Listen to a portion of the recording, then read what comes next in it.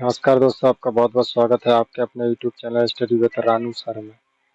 आज के इस वीडियो में हम बहुत ही महत्वपूर्ण टॉपिक को कवर करने वाले हैं जिसका नाम है भारतीय राष्ट्रीय आंदोलन। ठीक है, तो ये बहुत ही एग्जाम के पॉइंट ऑफ व्यू से बहुत ही इम्पोर्टेंट होने वाला टॉपिक है, जिससे ज़्यादातर मार्क इसी सेशन से आते हैं, यानी इसी टॉपिक से आते हैं। ठीक है, तो इसको हम कई डायमेंशन में देखेंगे और हर डायमेंशन से हर फैक्ट की तरफ से हम एक नज़र जरूर डालेंगे, जिससे हमें एग्ज़ाम में बहुत ही हेल्प और महत्वपूर्ण साबित हो हमारा ये वीडियो। ठीक है, बहुत ही हेल्पफुल साबित हो। ठीक है, तो अब हम देखते हैं क्या है भारतीय राष्ट्रीय आंदोलन। और इससे किसी भी एग्ज़ाम हो या कोई भी एग्ज़ाम हो, ज़्यादातर 5 से 10 नंबर का तो आना ही है। ठीक है, तो भारतीय राष्ट्रीय आंदोलन है, ये टॉपिक है इंडियन नेशनल मूवमेंट। ठीक है, तो इसमें क्या है, कम से कम कोई भी एग्ज़ाम हो 5 से 10 मार्क का तो इसमें आना कंपलसरी है। 5 से 10 मार्क, ठीक है, का आना तो इसमें कंपलसरी है। और ये बहुत ही इम्पोर्टेंट टॉपिक है, तो इसे हमें बहुत अच्छी तरीके से कवर करना चाहिए, कोई भी एग्ज़ाम हो। बहुत इम्पोर्टेंट टॉपिक है। अब हम देखते हैं आगे, इसके डायमेंशन को देखेंगे। सबसे पहले हम डायमेंशन को देखेंगे। तो डायमेंशन क्या है इसके, पहले नंबर में हम देखेंगे भारतीय में राष्ट्रवाद का उदय कैसे हुआ। ठीक है, फिर उसके बाद देखेंगे स्वतंत्रता के बाद स्वतंत्रता और उसका विभाजन, और फिर भारतीय राष्ट्रीय कांग्रेस की क्या भूमिका रही, और इसके चरणों को देखेंगे कि राष्ट्रीय आंदोलन कितने चरणों में रहा। ठीक है, तो अब हम देखते हैं आगे कि भारतीय में राष्ट्रवाद का उदय कैसे हुआ, इसको देखते हैं। तो क्या है, राष्ट्रवाद क्या है, एक भौगोलिक सीमा के अंदर जो भी एक सांस्कृतिक एकजुटता होती है, उसको ही हम राष्ट्रवाद कहते हैं। ठीक है, तो ये क्या है, राष्ट्रवाद एक भौगोलिक, ये डेफिनेशन है। ठीक है, डेफिनेशन है जो राष्ट्रवाद की डेफिनेशन है। फिर हम देखेंगे इसके राष्ट्रवाद के उत्पन्न होने के कारण देखेंगे। तो राष्ट्रवाद एक भौगोलिक क्षेत्र के तहत रहने वाले लोगों के मध्य सांस्कृतिक एकजुटता है। ठीक है, जो सांस्कृतिक एकजुटता है वो क्या है, भारत के बीच में क्या है कि उनको जोड़ने वाली कौन सी चीज़ है, सांस्कृतिक एकजुटता है। ठीक है, तो अब देखते हैं आगे।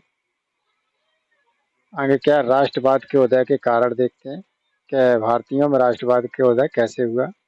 तो इसमें सबसे पहले क्या है, कॉलोनिकल जो है औपनिवेशिक नीति थी, उसका बहुत बहुत ही की महत्वपूर्ण भूमिका रही, जो ब्रिटिश सरकार की थी।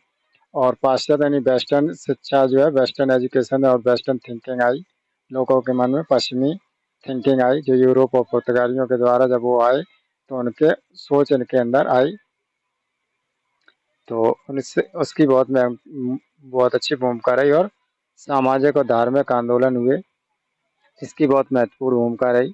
इसके बाद सबसे ज़्यादा तो प्रेस और समाचार पत्रों की भूमिका रही। ठीक है, तो इसके बाद देखते हैं प्रेस और समाचार पत्रों की भूमिका को देखेंगे, जो बहुत ही महत्वपूर्ण रहा।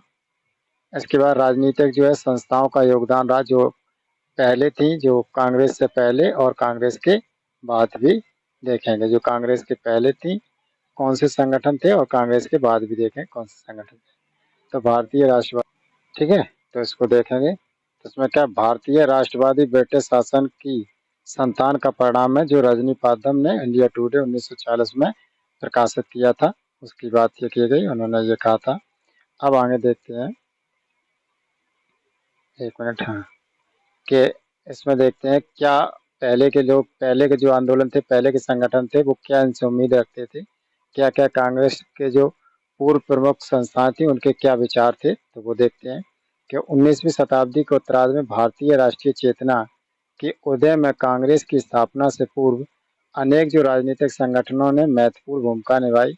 उन्होंने अपनी मांगों को ब्रिटिश सांसद का और भारत सरकार के शपथ पत्रिकाओं और याचिकाओं और प्रार्थना पत्रों के माध्यम से कहा, जिसमें कुछ निम्नलिखित हैं जो नीचे दिए गए। प्रशासन में उन्होंने मांग रखी, प्रशासन में भारतीयों की भागीदारी को बढ़ाया जाए। ठीक है, भारतीय की भागीदारी को बढ़ाया जाए, उन्होंने ये मांग रखी। अब इसके बाद देखिए प्रशासनिक व्यय में कमी, गया नहीं, जो एडमिनिस्ट्रेटर एक्सपेंडिचर था उससे क्या हो रही थी, जो इंडियन इकोनॉमी वीक हो रही थी। इंडियन इकोनॉमी क्या है कि जो इंडियन भारतीयों को जो जो आईसीएस अफसर थे, एडमिनिस्ट्रेटर अफसर थे, उनका जो भी बैन होता था वो भारतीयों की जेब से ही जाता था। तो भारतीय की अर्थव्यवस्था थी, इंडियन इकोनॉमी, वो वीक हो रही थी। तो इसकी वजह से उन्होंने इसमें कहा कि इसमें कुछ कमी की जाए। ठीक है, अब देखते हैं भारत में क्या है। भारत में जो है आधुनिक शिक्षा का प्रसार हुआ, जो मॉडर्न एजुकेशन थी उसका प्रसार हुआ। इसके बाद इन संस्थाओं के आधार क्षेत्रीय अथवा स्थानीय था। इनका जो आधार था वो क्या था, क्षेत्रीय और स्थानीय था। अब देखते हैं कांग्रेस से पूर्व जो है प्रमुख संस्थाएं, उसके स्थापना का वर्ष देखेंगे, संस्थापक का नाम देखेंगे और संगठन का नाम देखेंगे। ठीक है, और उससे जुड़े कुछ अन्य फैक्ट भी देखेंगे। तो कलकत्ता यूनिटेरियन कमेटी थी जो 1823 में जिसकी स्थापना की थी। तो ये पहला संगठन था, जो पार्टी थी उसका क्या 1830 में स्थापना हुआ। राजा राममोहन राय, द्वारकानाथ टैगोर और विलियम एडम ने इसकी स्थापना की थी। ठीक है, अब आगे देखते हैं। अगली थी बंग भाषा प्रकाशन सभा। ठीक है, यह भी कलकत्ता में स्थापना हुई थी 1836 में, लेकिन ये राजा राममोहन राय के अनुयायियों द्वारा ये बनाई गई थी या सम्मिलित रूप से स्थापित की गई थी। ठीक है, और इसका उद्देश्य था बंगाल में स्थापित प्राथमिक यानी प्रथम राजनीतिक संगठन था और मुख्य प्रशासनिक गतिविधियों की समीक्षा करके उसकी याचिकाओं द्वारा भेजना है, उनको याचिकाओं द्वारा बताना, देशवासियों को राजनीतिक अधिकारों के लिए जागरूकता की राजनीतिक जागरूकता बढ़ाना। ठीक है, अब देखते हैं लैंड होल्डर सोसाइटी, जो जमींदारी एसोसिएशन थी, यह भी कलकत्ता में इसकी स्थापना हुई 1838 में स्थापना हुई, जो द्वारका टैगोर और अन्य के द्वारा इनकी स्थापना की गई इस पार्टी की, इस संगठन की। और जमींदारी के जो के हितों में यह रक्षा करता था। और भारत में पहली बार का संगठित राजनीतिक क्रियाकलाप आरंभ हुआ, जो कैसा संगठित, ठीक है, संगठित राजनीतिक क्रियाकलाप आरंभ हुआ। ब्रिटिश इंडियन एसोसिएशन जो है कलकत्ता में 1851 ईस्वी में की गई, जो राधा देव और द्वारकानाथ टैगोर के द्वारा स्थापित की गई। इसके बाद लैंड होल्डर सोसाइटी और बंगाल ब्रिटिश सोसाइटी का विलय हुआ इसमें, और उद्देश्य इसका था मुख्यतः जमींदारी के हितों का जो यानी रक्षा करना जमींदार के हितों की। ठीक है, अब लंदन इंडियन सोसाइटी को देखें तो लंदन में क्या स्थापना हुई 1865 में दादा भाई नौरोजी ने की। ईस्ट इंडिया जो एसोसिएशन थी जो लंदन में 1866 में से दादा भाई नौरोजी द्वारा स्थापना की गई। और इंडियन एसोसिएशन जो कलकत्ता में 1876 ईस्वी में इसकी स्थापना हुई और सुरेंद्र बनर्जी और सिविल सेवा से बर्खास्त किए गए थे आनंद मोहन बोस इनके द्वारा ये स्थापना की गई, जो है कांग्रेस से पहले के संगठन है, पार्टियां हैं, ठीक है, संस्थाएं हैं, इनकी बात अभी हम कर रहे हैं। ठीक है, तो अभी हम और देखेंगे जितने भी ये कौन सी कांग्रेस से पहले की संस्थाएं हैं। ठीक है, संगठन या संस्थाएं कुछ भी बोलिए, पार्टी या संगठन या संस्थाएं। ठीक है, अब आगे देखते हैं क्या इंडियन लीग की स्थापना भी कलकत्ता में हुई थी और 1875 में शिशिर कुमार घोष द्वारा की गई थी। ठीक है, इसमें कुछ फैक्ट देखते हैं। 1876 में ईस्वी में इस संस्था का इंडियन एसोसिएशन में ने ले लिया। इसका स्थान किसने, इंडियन एसोसिएशन ने ले लिया। ठीक है, अनेक आंदोलन का नेतृत्व किया, जैसे कि सिविल सेवा परीक्षा में आयु को घटाने की सीमा को हटाने और वर्नाकुलर एक्ट के विरोध में भी किया। और भारतीय राष्ट्रीय कांग्रेस के पूर्णामी संस्था का इंडियन एसोसिएशन में 1886 में जो इंडियन नेशनल कांग्रेस में इसका विलय कर दिया गया।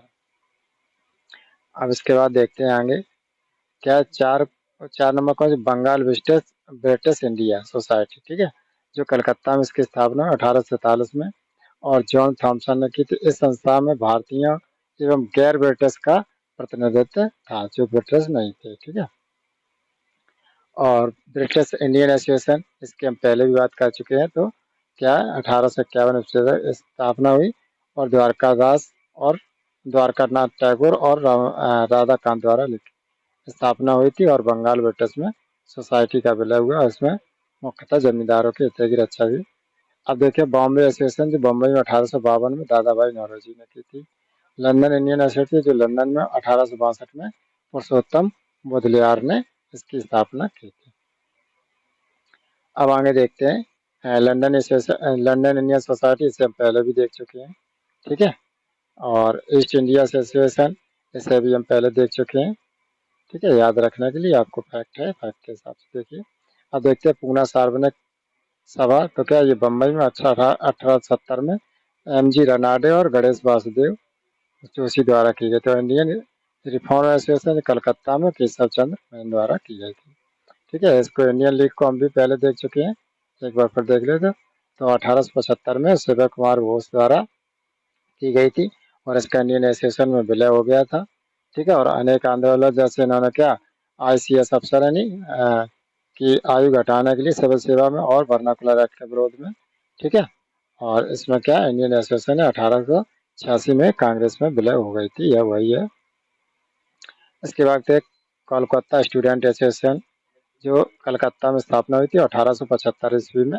इसकी स्थापना आनंद मोहन बोस द्वारा की गई थी। ठीक है, और इंडियन एसोसिएशन ये वही है जो अभी देखी थी।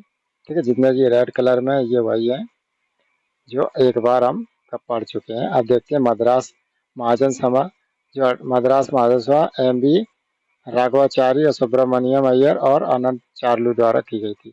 मुंबई प्रेसिडेंटी एसोसिएशन, जो मुंबई में 1885 में फिरोज शाह मेहता, बरुद्दीन तैयब और कैटी तेरंग द्वारा स्थापना की गई थी। ठीक है, अब इसके देखते हैं आगे के डायमेंशन।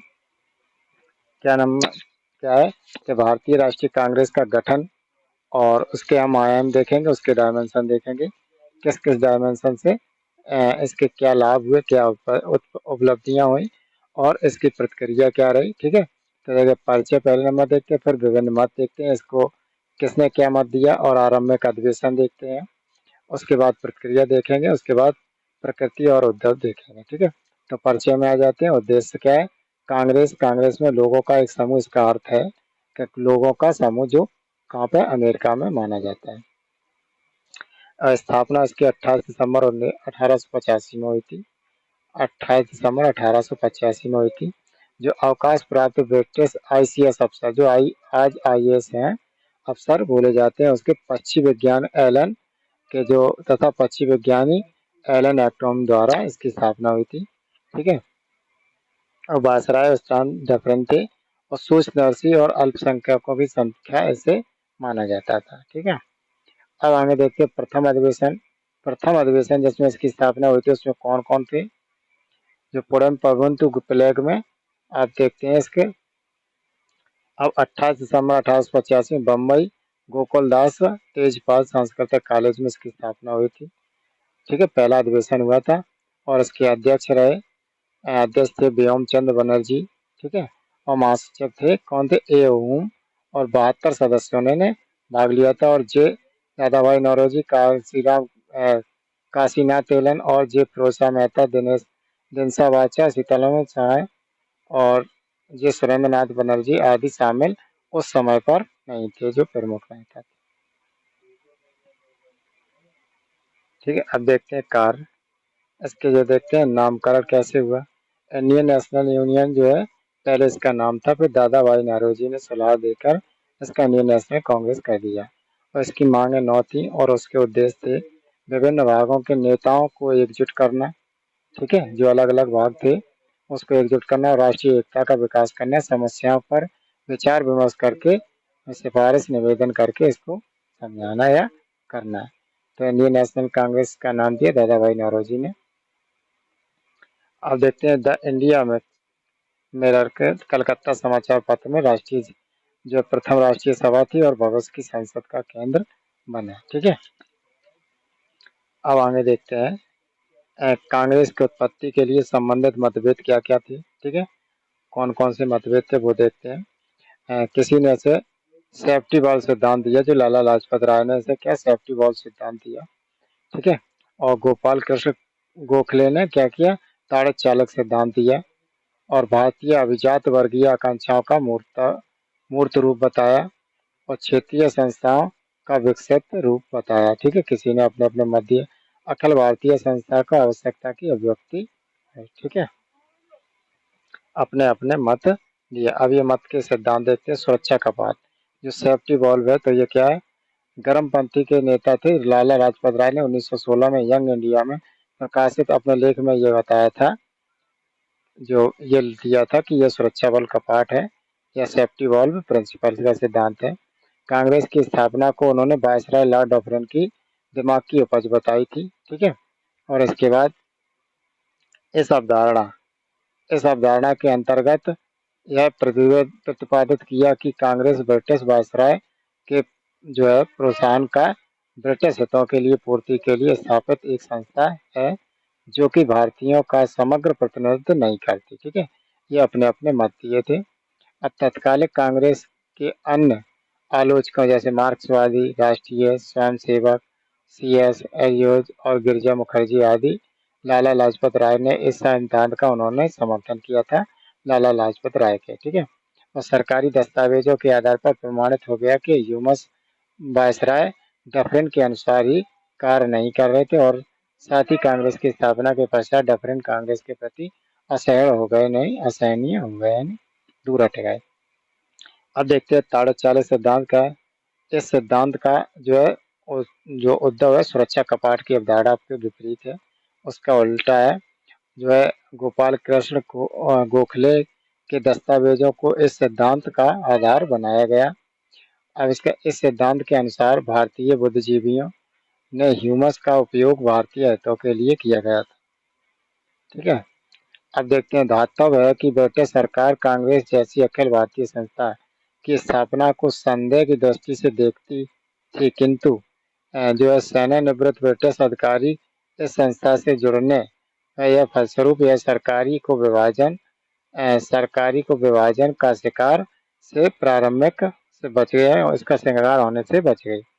इस संदर्भ में प्रसिद्ध इतिहासकार जो बिपिन चंद्र ने अपने शब्दों में कहा, अगर ह्यूमस और दूसरे अंग्रेज उदारवादियों के ने कांग्रेस का इस्तेमाल सुरक्षा बलों के तौर पर करना चाहा, तो भी कांग्रेस नेताओं ने ऐसा नहीं किया, क्योंकि लोग कांग्रेस के लिए ताड़ित चालक जैसे काम करेंगे, आंदोलन पर गिरने वाली सरकारी जो दमन का बिजली से बचा सकेंगे, ठीक है। सरकारी जो दमन की बिजली पर बचा सकेंगे। अब देखते हैं कांग्रेस के आरंभिक अधिवेशन देखते हैं। तो अधिवेशन स्थान और अध्यक्ष और विशेष कुछ स्पेशल, ठीक है। 1885 में जो बॉम्बे में हुआ था व्योमचंद बनर्जी और 72 जो है प्रतिनिधियों ने भाग लिया था, ठीक है। इसके बाद देखते हैं 1886 में कलकत्ता में अधिवेशन हुआ था और दादा भाई नौरोजी इसके अध्यक्ष रहे। भारत के पितामह और 3 बार अध्यक्ष रहे, जो 1886 में भी रहे और 1906 कलकत्ता में भी रहे और 1893 भी लाहौर अधिवेशन में दादा भाई नौरोजी अध्यक्ष रहे।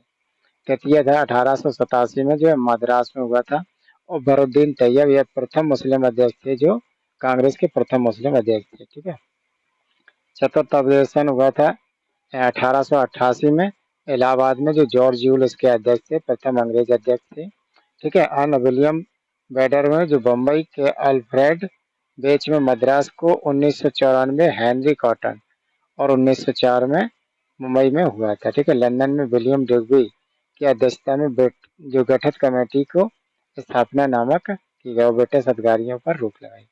पांचवा था इसका बम्बई में, यह सर विलियम बेडरमैन अध्यक्ष रहे। छठवां था कलकत्ता में, सर फिरोज मेहता इसके अध्यक्ष रहे।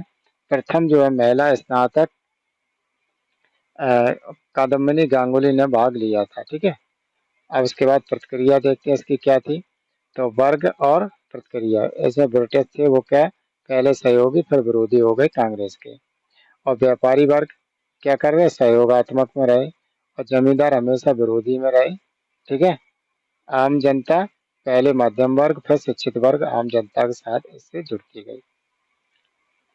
अब देखें प्रकृति और उद्धव, ठीक है। प्रकृति और उद्धव के बारे में देखते हैं इसकी क्या प्रकृति है। उदारवादी और नरमपंथी, ठीक है। सबसे पहले क्या उदारवादी नरमपंथी, फिर उग्रवादी गर्मपंथी और फिर अगला कौन था, गांधीवादी चरण माना जाता है। तो नरमपंथी कब तक रहा, 1885 से 1905 तक। फिर उग्रवादी और चरमपंथी रहा 1905 से 1913 तक और 1914 के बाद गांधी का 47 तक गांधीवाद का चरण माना जाता है, ठीक है। अब देखते हैं आगे। यह भारतीय राष्ट्रीय आंदोलन का प्रथम चरण जो से नरमपंथी चरण या नरमवादी या उदारवादी चरण कहते हैं इसके बारे में। तो इसके पहले हम डायमेंशन देखते हैं। पहले परिचय, ठीक है। इसका परिचय, फिर कार्यप्रणाली देखेंगे, प्रमुख नेताओं के बारे में जानेंगे, ठीक है, और प्रमुख मांगे और सीमाएं और सफलता भी इसकी देखेंगे, ठीक है। तो अब देखते हैं आगे परिचय क्या है। कांग्रेस द्वारा जो है आरंभिक 20 वर्षों में उदारवादी यानी प्रार्थना और याचनाओं की नीति का पालन किया, ठीक है, कांग्रेस ने। इसके बाद कारण इसका क्या था, जो कारण इसका था एओहुम, जो एओहुम थे वो उसका प्रभाव था, और नेता अंग्रेजी शिक्षा मध्यम वर्गीय और शहरी क्षेत्र के थे, और कांग्रेस की नींव का निर्माण हुआ, ठीक है। अब इसकी देखते हैं कार्यप्रणाली क्या रही।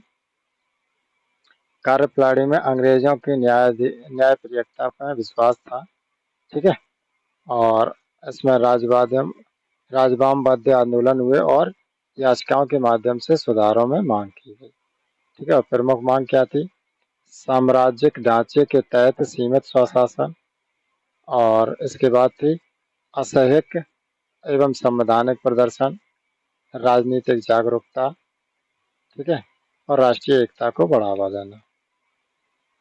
इसके प्रमुख नेता देखते हैं, प्रमुख नेता कौन कौन से रहे। व्योमचंद बनर्जी, दादाभाई नौरोजी, आर.सी. दत्त, फिरोज शाह मेहता, फरुद्दीन तैयब, सुरेंद्रनाथ बनर्जी और महादेव गोविंद रानडे, और जो है गोपाल कृष्ण गोखले, ठीक है, गोखले, ये उदारवादी नेता थे। तो अब थोड़ा थोड़ा इनके बारे में भी जान लेते हैं, जिससे इससे भी एग्जाम में जो है क्वेश्चन हिंट होते हैं। तो पहले देखते हैं फिरोज शाह मेहता, ये क्या कथन है इनका, कि कांग्रेस की आवाज जनता की आवाज नहीं, परंतु उनके साथ रहने वाले अन्य देशवासियों का यह कर्तव्य है कि वे इन भावनाओं को समझें और उन्हें व्यक्त करें और उनके उपचार का प्रयत्न करें, ठीक है। ये दादा भाई नौरोजी, फिरोज शाह मेहता, सॉरी। अब देखते हैं दादा भाई नौरोजी। 1906 के अधिवेशन में स्वराज की मांग की इन्होंने, ठीक है। 1904 में इंटरनेशनल सोशलिस्ट कांग्रेस में पहली बार इनको क्या हुआ, पहली बार ये ऐड हुए थे, यानी जुड़े थे, ये सम्मिलित हुए थे। अब गोपाल कृष्ण गोखले देखते हैं, उदारवादी नेता थे, और 9 मई 1866 से 19 मई यानी उनका मृत्यु हुई कब, 1915 में, बम्बई में। और महात्मा गांधी के जो ये राजनीतिक गुरु थे, ठीक है। और गांधी जी ने इनको धर्मत्या गोखले, जो उनकी गुजराती में लिखी गई एक पुस्तक थी, उन पर 1889 में इलाहाबाद के अधिवेशन में कांग्रेस का हिस्सा लिया था इन्होंने। 1897 भारतीय व्यय के लिए नियुक्त वेलवी आयोग के समक्ष प्रतिवेदन यानी दिनेश वाचा किया था, वार्तालाप की थी। और 1905 में सर्वेंट ऑफ द सोसाइटी की स्थापना की और कांग्रेस के बनारस अधिवेशन की अध्यक्षता की। और 1908 में रनाडे इंस्टीट्यूट ऑफ इकोनॉमिक्स में साप्ताहिक अंग्रेजी अखबार हितवाद और जो जैन प्रकाश जो है प्रतिदिन का अखबार इन्होंने प्रकाशित किया। और 1919 में पार्लियामेंट्री सुधार के महत्वपूर्ण भूमिका निभाई, और बम्बई संविधान जो है परिषद की कालांतर इंपीरियल लेजिस्लेटिव काउंसिल के निर्वाचित हुए। अब इनकी प्रमुख मांगे देखते हैं। जो प्रमुख मांगे क्या थी, विधायिका में भारतीयों की भागीदारी की वृद्धि चाहते थे, ठीक है। भारत में को भी कनाडा, ऑस्ट्रेलिया के समान ब्रिटिश स्वराज्य अधीन स्वशासन का अधिकार दिए जाएं। सिविल सेवा में समान शर्तों के साथ नियुक्त और भविष्य में इन सेवाओं की भारतीय जो है करण की मांग की गई। और आर्म्स एक्ट को रद्द किए जाने की मांग, नागरिक अधिकारियों के संबंधित प्रमुख मांगे, और संगठन बनाना और स्वतंत्रता, विचार की स्वतंत्रता, अभिव्यक्ति की स्वतंत्रता की आदि की इनकी मांगे थी। अब प्राथमिक शिक्षा के प्रसार एवं तकनीक एवं उच्च शिक्षा के विकास हेतु अधिक बचत के प्रावधान की मांग की गई, ठीक है। इसके बाद अकाल से बचाने के लिए हेतु सिंचाई परियोजना सहित अनेक कल्याणकारी योजनाओं का की मांग की गई। अब देखते हैं धन के निर्गम को रोकने की मांग की गई, भारतीय उद्योगों की सुरक्षा के संवर्धन और संरक्षणकारी नीति की मांग की गई, और भू राजस्व को कम करना और नमक कर को समाप्त करना, रेलवे जो बागानों और उद्योगों को स्वायत्त और किए जाने के लिए निवेश का विरोध करना शामिल था, और इसमें स्थायी बंदोबस्त के देश के अन्य देशों में लागू करने की मांग की गई थी। अन्य देशों की तरह। प्रमुख उपलब्धियां इसकी क्या थी? प्रमुख उपलब्धियां देखते हैं। धन में के निष्कासन सिद्धांत को जनता के समक्ष उजागर किया। ठीक है। अब भारतीयों में जो है राजनीतिक जागरूकता का प्रयास कर आंदोलन को राष्ट्रीय स्वरूप जो है प्रदान किया गया इसका। धन निष्कासन का सिद्धांत, ठीक है, ये बहुत ही इम्पोर्टेंट है। जो है वीक इंडियन इकोनॉमी में मैंने बताया था, इसके बारे में इन्होंने लोगों को जागरूक किया। बहुत इम्पोर्टेंट टॉपिक है, इसलिए मैंने रुक के थोड़ा इसके बारे में बताया। ठीक है, क्योंकि अपने भारत से धन इंग्लैंड में एबेटस में जा रहा था। भारतीयों ने राजनीतिक जागरूकता का प्रयास कर आंदोलन को राष्ट्रीय ये स्वरूप प्रदान किया। ठीक है, और 1892 ईस्वी में भारतीय परिषद अधिनियम में उदारवादियों की अनेक मांगें सम्मिलित की गई। सरकार ने उनके अनुरोध पर भारतीयों की व्यय की समीक्षा के लिए बेलवी आयोग का गठन किया। 1886 ईस्वी में चार्ल्स एडिसन अध्यक्षता में लोक सेवा आयोग का गठन हुआ तथा भारत और इंग्लैंड को एक साथ सिविल सेवा परीक्षा आयोजित करने की सहमति बनी। ठीक है, अब आगे विदेशी हैं। विदेशों विशेष रूप से इंग्लैंड में भी भारतीय पक्ष का समर्थन हुआ। अब आगे देखते हैं क्या है भारतीय परिषद अधिनियम। भारतीय परिषद अधिनियम क्या था? जब भारतीयों को बजट पर बहस की समिति का अधिकार दिया जाए तो क्या हुआ? इसके बाद प्रसिद्ध इतिहासकार विपिन चंद्र के शब्दों में 1885 से 1905 ईस्वी तक का काल क्या भारतीय राष्ट्रवाद में बीज बोने का समय था और आरंभिक काल के राष्ट्रवादियों ने यह बीज गहरे और अच्छे से बोए। ठीक है, इन्होंने ये कथन कहा था। ठीक है, अब देखते हैं इसकी लिमिटेशन क्या थी, सीमाएं क्या थी। उदारवादियों ने अधिकांश नेता पश्चिम सोच के थे, शिक्षा के थे, प्राप्त थे, तो पश्चिम विचारधारा के एक अंग्रेजों का न्यायप्रियता के प्रति विश्वास था। संकुचित सामाजिक आधार था। ठीक है, अब इसका प्रार्थना पत्र शिष्टमंडल और उदारवादियों की याचना की नीति और अभिव्यक्ति के सिद्ध होते गए और उनकी मांगें प्रायः अभिजात वर्गीय थी, जैसे भारतीय शासन की सहभागिता, लोक सेवाओं को भारतीयकरण आदि। ठीक है, ऐसी मांगें थी। अब आगे देखते हैं भारतीय राष्ट्रीय आंदोलन का द्वितीय चरण जो गर्मपंथी चरण जिसे बोला जाता है, उग्रवादी चरण बोला जाता है। अब देखते हैं उदय के कारण देखें। ठीक है, नंबर 1 क्या परिचय देखेंगे, फिर उदय के कारण, फिर कार्यप्रणाली देखेंगे, फिर प्रमुख नेता देखेंगे, इसके असफलताएं देखेंगे और सफलताएं और उदारवादी और उग्रवादी में अंतर देखेंगे। अब देखते हैं आगे जो परिचय। परिचय में क्या है? 20वीं सदी में कांग्रेस के तहत गठित उग्रवादी आंदोलन देखेंगे। कार्यप्रणाली क्या थी? अनुकूलन, प्रतिघटन, प्रविघटन और सामूहिक आंदोलन, आत्म बलिदान इसकी कार्यप्रणाली थी। प्रमुख नेता थे बाल गंगाधर तिलक जो महाराष्ट्र से थे और विपिन चंद्र और अभय घोष जो बंगाल से थे और लाला लाजपत राय जो पंजाब से थे। ठीक है, अब देखते हैं इसमें उदय का कारण क्या हुआ। उदारवादी प्रयासों की विफलता उदय का कारण बना। जो है उदारवादी से काम नहीं चला, विफल हो गई तो उसने कही आप उग्रवादी बनिए। ब्रिटिश शासन के शोषक प्रवृत्ति को देखते हुए कि ब्रिटिश शासन क्या शोषण कर रही थी भारतीय लोगों का। ठीक है, बराबरी का अधिकार नहीं दे रही थी।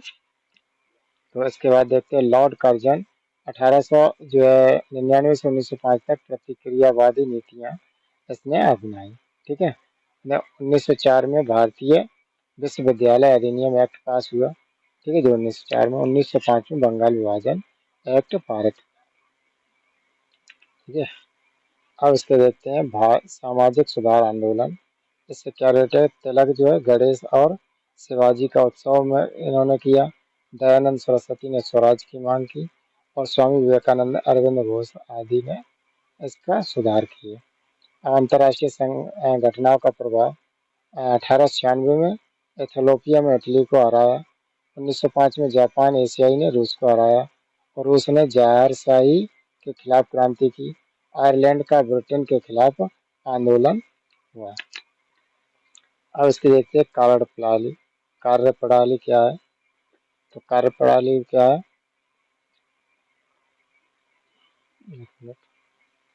कार्यप्रणाली। इसमें देखते हैं उग्र प्रतिरोध, ठीक है, उग्र प्रतिरोध। इसके देखते हैं क्या, आक्रामक प्रतिरोध दिखाया इन्होंने, सामूहिक आंदोलन किए, आत्म बलिदान की भूमिका जागी और अनुकूल प्रगठन और निष्क्रिय प्रतिरोध किया, जो अरविंद घोष इसके मुख्य रहे। ठीक है, प्रमुख उद्देश्य क्या था, स्वराज्य प्राप्ति का इनका उद्देश्य था कि हमें स्वराज्य चाहिए। विदेशी नियंत्रण को पूर्ण स्वतंत्रता हुई। ठीक है, अब देखते हैं, हमें पूर्ण स्वतंत्रता मतलब विदेशी नियंत्रण से पूर्ण स्वतंत्रता मिले और विदेशी वस्तुओं का बहिष्कार किया, राष्ट्रवाद का विकास, सरकारी संगठनों का विकास। अब देखिए प्रमुख नेता इसके कौन कौन से थे। प्रमुख नेता कौन कौन से थे, लोकमान्य बाल गंगाधर तिलक और विपिन चंद्र पाल और अरविंद घोष और लाला लाजपत राय, ये इनके प्रमुख नेता थे। अब आगे देखते हैं क्या लोकमान्य के बारे में देखते हैं। लोकमान्य तिलक क्या थे, भारतीय राष्ट्रवाद के पिता कहा जाता है इन्हें। स्वराज्य हमारा जन्मसिद्ध अधिकार है और इसे मैं लेकर रहूंगा, ये कथन इन्होंने कहा था। इनका जन्म 23 जुलाई को 1856 महाराष्ट्र में हुआ था।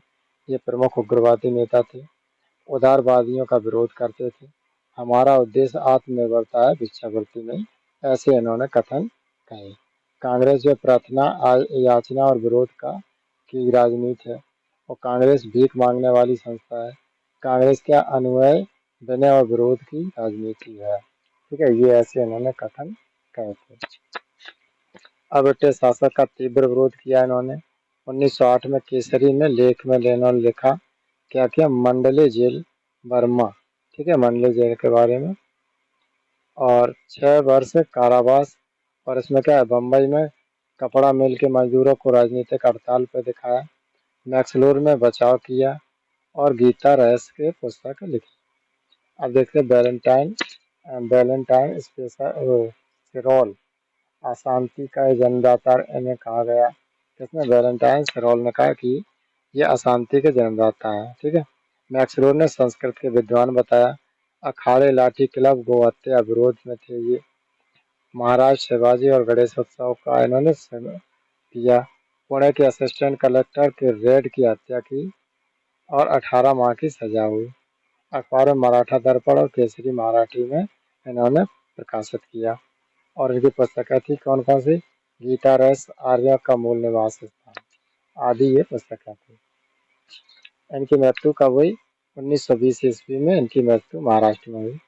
और अर्थी और इसके गीत, अर्थी में क्या क्या था, कौन कौन आए, महात्मा गांधी, डॉक्टर सैफुद्दीन कोचलू और मौलाना शौकत अली आए। ठीक है, उनकी मौत पर श्रद्धांजलि देते हुए महात्मा गांधी जी ने उन्हें आधुनिक भारत का निर्माता कहा। पंडित जवाहरलाल नेहरू ने भारतीय क्रांति का ऐसे पिता था। और गीत इसका कौन था, मौलाना हसन मदनी ने गाया था। ठीक है, और दक्कन की शिक्षा सोसाइटी की संस्थापना की। 1916 में एनी बेसेंट के साथ मिलकर इन्होंने होम रूल आंदोलन शुरू किया। अब देखते हैं लाला लाजपत राय के बारे में। जन्म 28 जनवरी जो है 1865 में पंजाब में हुआ था। ये भी उग्रवादी नेता थे। राजनीतिक गुरु इनके कौन थे, मेजनी एटली थे। और ड्यूटीज ऑफ मैन आत्मकथा में उर्दू का अनुवाद किया इन्होंने। गोरीबाल्डी, शिवाजी और कृष्ण की जीवनी इन्होंने लिखी। और मृत्यु इनकी 17 नवंबर 1928 लाहौर में, जो साइमन कमीशन का विरोध कर रहे थे, तब इनके सर पर डंडा मारने के बाद हुई थी। ठीक है, और इन्होंने ये कथन कहा, मेरे शरीर पर पड़ी एक एक लाठी ब्रिटिश सरकार के ताबूत को एक एक कील के समान काम करेगी। 17 दिसंबर 1928 में ब्रिटिश पुलिस अफसर सनाट की गोली मार हत्या कर देने पर राजगुरु सुखदेव और भगत सिंह को फांसी दी गई। अब आगे देखते हैं योग्यताएं और सफलताएं। इन्होंने राष्ट्रीय आंदोलन के सामाजिक आधार का विस्तार किया। स्वदेशी एवं बहिष्कार जैसी गतिविधियों में बहुसंख्यक जनता को राजनीतिक आंदोलन के लिए परिधि में लाया। ठीक है, ये इनकी सफलताएं थी। त्याग व बलिदान की भावना में जनमानस को भी आंदोलन की भूमिका या आकर्षित किया। इनके द्वारा अपनाई गई जो है राजनीतिक संघर्ष की पद्धति, जैसे जुलूस, भाषण, विरोध समारोह आदि द्वारा यह समिति संघर्षशील और जनसंघर्ष में बदल गया। बड़ी संख्या में छात्र छात्राएं जो महिलाएं इस आंदोलन में शामिल हुए। इनके द्वारा क्या हुआ, धार्मिक आयोजनों को धार्मिक एकजुटता का बढ़ावा दिया। अब इनकी सीमाएं लिमिटेशन देखते हैं। धार्मिक प्रतीकों का इस्तेमाल किया।